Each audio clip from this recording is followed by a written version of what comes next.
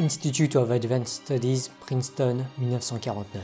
Einstein vient encore traverser le couloir et demander au grand John von Neumann de bien vouloir baisser le volume de son gramophone. Si Einstein aimait longuement et profondément méditer certains problèmes ésotériques, von Neumann était une machine à calculer, à se remémorer et à créer des nouvelles mathématiques.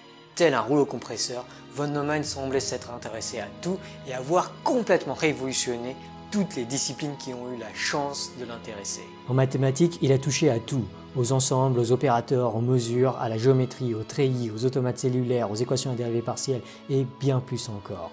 Edward Teller disait de lui qu'en mathématiques, il a contribué à tout sous-domaine, à l'exception de la théorie des nombres et de la topologie, et ça, je pense, c'est quelque chose d'unique. Mais la marque de fabrique de von Neumann, à mon sens, c'est surtout d'avoir fait complètement exploser le domaine des mathématiques appliquées, en montrant encore et encore que les mathématiques pouvaient révolutionner des domaines où on pourrait les penser inutiles. Von Neumann aura ainsi ajouté des pierres angulaires à la mécanique quantique, à l'hydrodynamique, à la mécanique statistique quantique, mais aussi à l'architecture informatique, anticipant ainsi le fonctionnement des ordinateurs modernes, à la programmation linéaire, anticipant ainsi l'optimisation des processus industriels, à l'étude de l'autoréplication, anticipant ainsi la structure biologique de l'ADN, à l'énergie, contribuant alors notamment au projet Manhattan et ensuite à la Commission pour l'énergie atomique, à la météorologie, anticipant notamment les modèles prédictifs que l'on utilise aujourd'hui, à la climatologie, anticipant notamment la théorie du réchauffement climatique,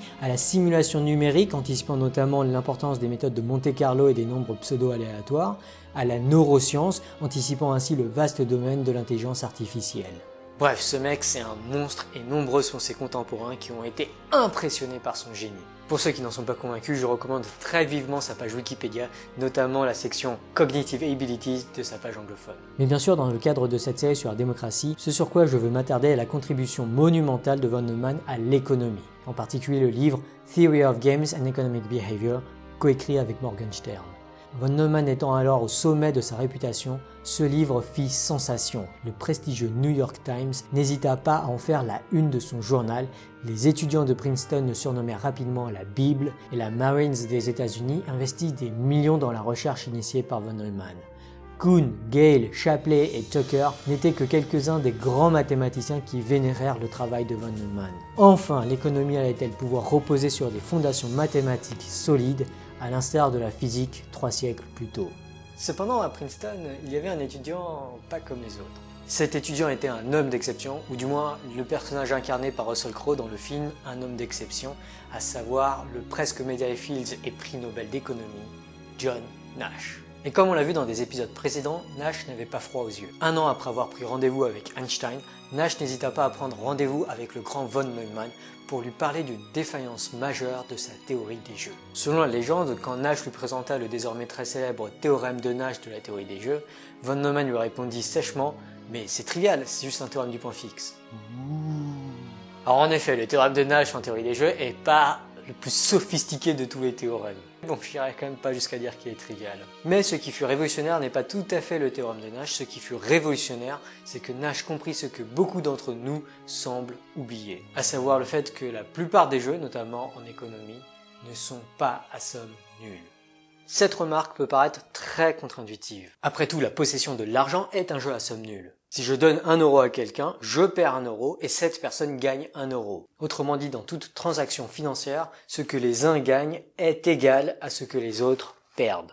Et même lorsqu'une institution crée de la monnaie, si on considère que ce qui importe est la fraction de toute la monnaie que chacun possède, cette création monétaire se fait du coup forcément aux dépens de ceux qui avaient déjà beaucoup de monnaie en poche.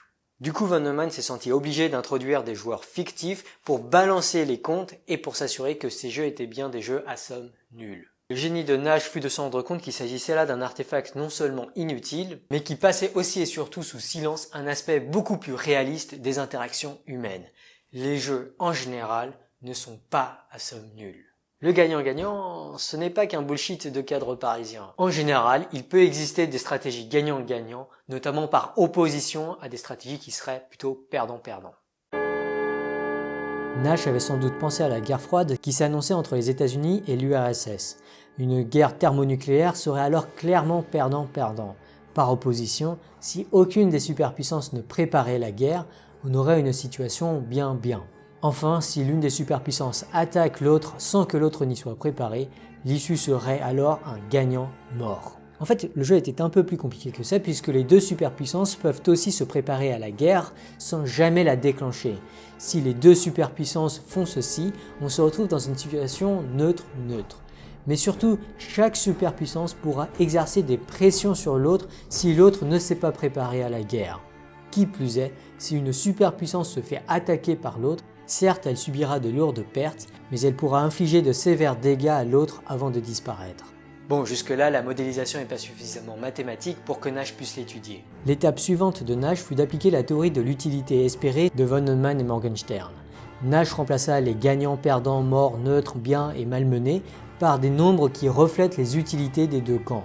De façon générale, pour Nash, dans un jeu, il y a des joueurs qui interagissent, chaque joueur doit choisir une action et de façon cruciale, l'utilité d'un joueur dépend des actions de tous les joueurs. Alors von Neumann aurait rajouté que peu importe les actions des différents joueurs, la somme des utilités des joueurs serait forcément égale à 0. Mais Nash se rendit compte que l'utilité n'est ni de l'argent ni de l'énergie. Il n'y a en général pas de conservation de l'utilité. Le modèle de Nash est déjà intéressant en lui-même, mais le génie de Nash n'est pas ce modèle. Le génie de Nash fut d'introduire le concept d'équilibre de Nash. Enfin, Nash, lui, il a juste appelé ça équilibre. Ce sont les théoriciens des jeux et les économistes modernes qui l'appellent désormais équilibre de Nash. Quoi qu'il en soit, ce concept est subtil et révolutionnaire. Un équilibre de Nash est une issue du jeu telle que, sachant ce que les autres joueurs ont fait, aucun joueur n'aurait pu faire mieux pour lui et selon lui. Par exemple, dans le cas du jeu dont on vient de parler, la situation neutre est un équilibre de Nash. En effet, sachant que l'URSS s'est préparée à la guerre mais n'attaque pas, les États-Unis peuvent soit attaquer, soit se préparer sans attaquer, soit ne pas se préparer à la guerre. Dans le premier cas, les États-Unis essuient de sévères dégâts. Dans le troisième cas, ils se font extorquer. La meilleure stratégie des États-Unis pour eux et selon eux est donc celle qui conduit à la situation neutre. De la même manière, l'URSS n'aurait pas pu faire mieux pour eux et selon eux. Se préparer sans attaquer était leur meilleure stratégie, sachant que les États-Unis se préparaient sans attaquer. Nash eut aussi le génie de prouver l'omniprésence des équilibres de Nash. Ou plus précisément, il prouva que tout jeu fini possède un équilibre de Nash mixte. Bon, comme vous en doutez, il y a des détails techniques derrière tout ça et on y reviendra dans le prochain épisode. Ce sur quoi j'aimerais finir, c'est la bizarrerie de l'équilibre de Nash qui hante les économistes. À savoir, un équilibre de Nash peut très bien être une stratégie perdante. En particulier, dans le jeu que l'on vient de voir, il y a un autre équilibre de Nash, à savoir le cas où les deux superpuissances s'attaquent mutuellement. En effet, sachant que les États-Unis les ont attaqués, l'URSS n'a pas mieux à faire que d'attaquer les États-Unis à leur tour. En effet, ils ne perdent rien par rapport au cas où ils ne font que réagir à l'attaque des Américains, et la stratégie où ils ne font que subir l'attaque est clairement la pire de toutes. Ce raisonnement est bien sûr identique si on inverse le rôle des US et de l'URSS. Et de façon contre-intuitive, d'après la théorie des jeux, le cas où les US et l'URSS se détruisent mutuellement n'a en fait rien d'irrationnel. D'après notre modèle, il s'agit même de l'une des deux issues rationnelles de cette guerre froide. Alors bien sûr, dans le cas d'une destruction mutuelle, on a tous envie de dire qu'ils auraient tellement mieux fait de ne pas faire la guerre du tout. Mais il faut bien garder en tête que les US ne peuvent pas choisir la stratégie de l'URSS et l'URSS ne peut pas choisir les stratégies des US. Chaque pays ne peut contrôler que sa stratégie, chaque pays va devoir faire ce qui est bien pour lui et selon lui, étant donné ce qu'il croit que l'autre pays fera. Et en pratique, c'est bien souvent comme ça que fonctionnent les interactions humaines. Bien souvent, on sait qu'il va être difficile de changer le comportement de l'autre, du coup, il vaut sans doute mieux l'anticiper et de faire ce qui est bien pour nous selon nous, étant donné ce que l'on croit que l'autre fera. Si tel est le cas, en particulier si on n'arrive pas à coopérer, alors l'issue de l'interaction ne sera pas forcément gagnante-gagnante, elle sera un équilibre de Nash. La dernière fois on a parlé des axiomes de von Neumann, Morgenstern et de paradoxe d'Halley, du coup j'ai compilé un peu les chiffres. Je suis à Marrakech en ce moment. Je me dis que ça serait sympa d'avoir quelques images du Maroc. Donc j'ai compilé les chiffres et vous avez été 169 à répondre 1B, 2B. Donc en fait la majorité d'entre vous sont assez consistants, en tout cas sur cet exemple-là. Vous avez été quand même 116 à dire 1A, 2B, ce qui représente 35% d'entre vous.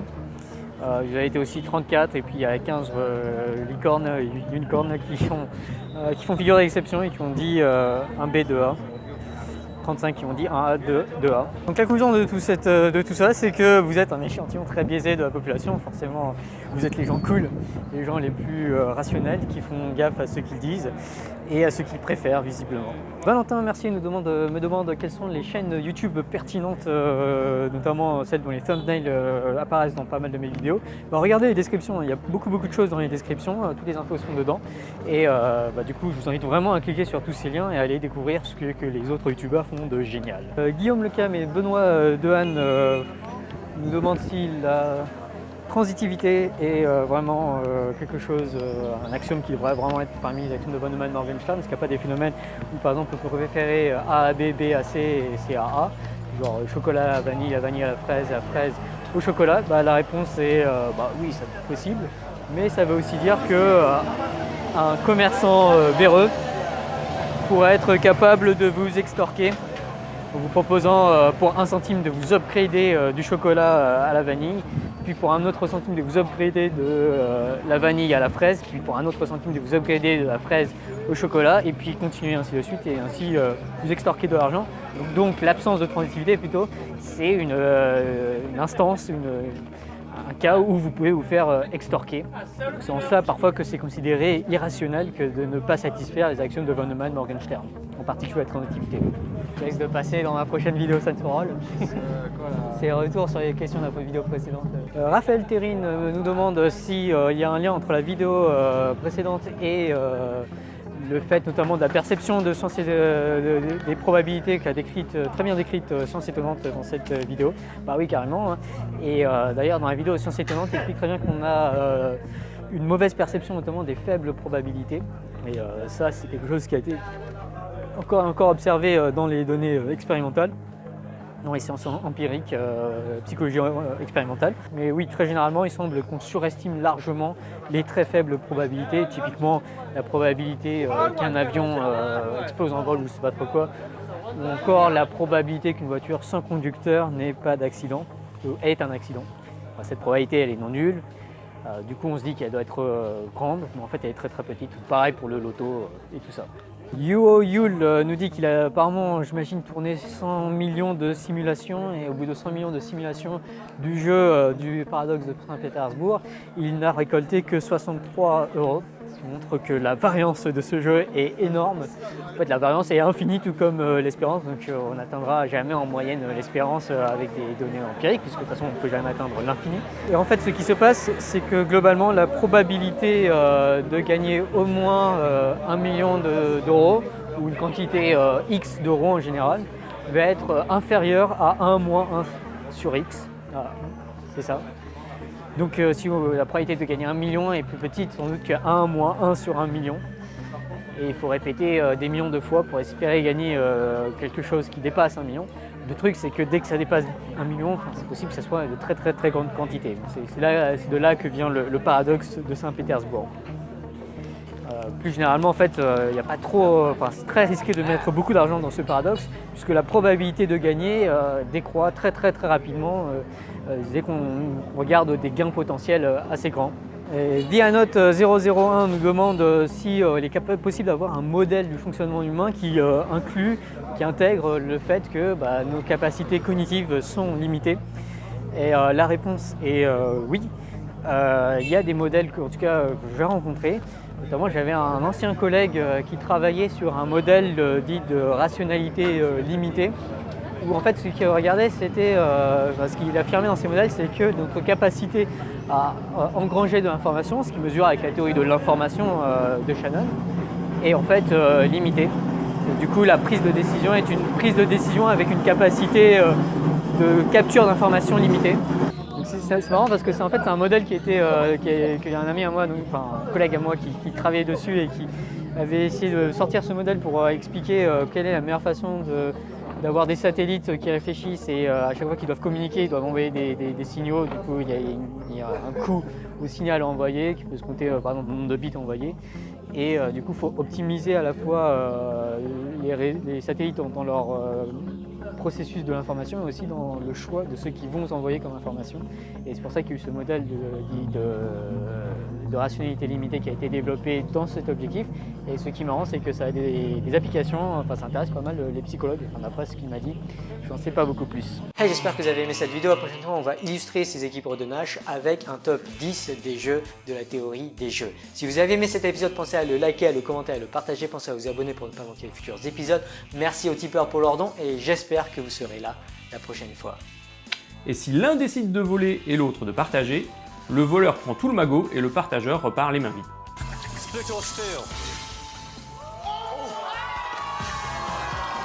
Et comme pour le dilemme du prisonnier, c'est un jeu à somme non constante.